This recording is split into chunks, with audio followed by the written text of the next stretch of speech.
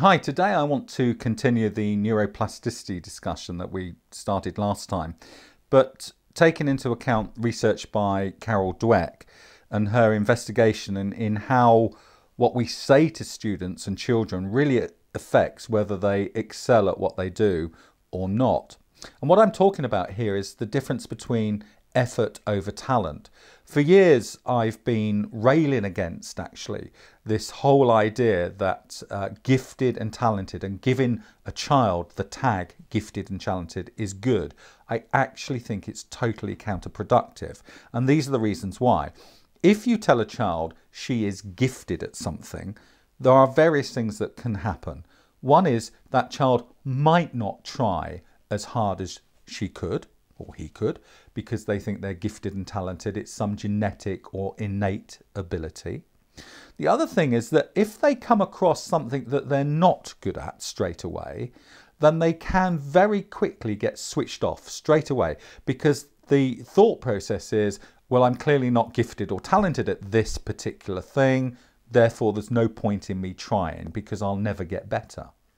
And that's the downfall of gifted and talented.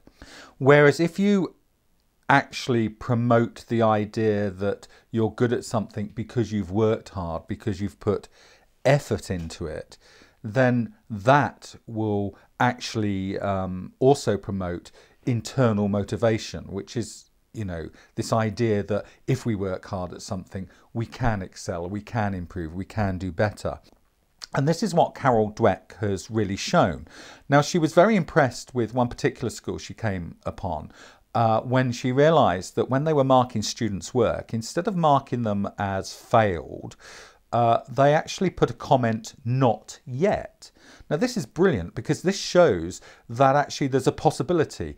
It's optimistic and it's future orientated. What this says to the student is that you haven't achieved this particular standard yet. However, with more effort, with more work, with more guidance, if you persevere, then it's possible you will get there. Now, there is evidence for this. Dweck, along with Blackwell et al. In 2007, showed this by actually using a maths task, a maths study where they had a control group and an experimental group. And in the experimental group, they said to these people that if you work out of your comfort zone, try hard and put effort into a difficult task, you can actually make new, stronger neural connections that will, over time, increase your intelligence. And then to the control group, they simply left them to their own devices to study and revise in the normal way. And then they monitored the grades of these students and saw, with the control group, who they left to their own devices, the grades steadily declined. But with the Brainology group, their grades steadily increased. Now that's the plasticity link. There it is, that if we persevere at something, if we work hard, if we work outside of our comfort zone, our brains will respond in a positive way and neural connections will become stronger. So bottom line, parents, avoid telling your children that they are gifted or talented.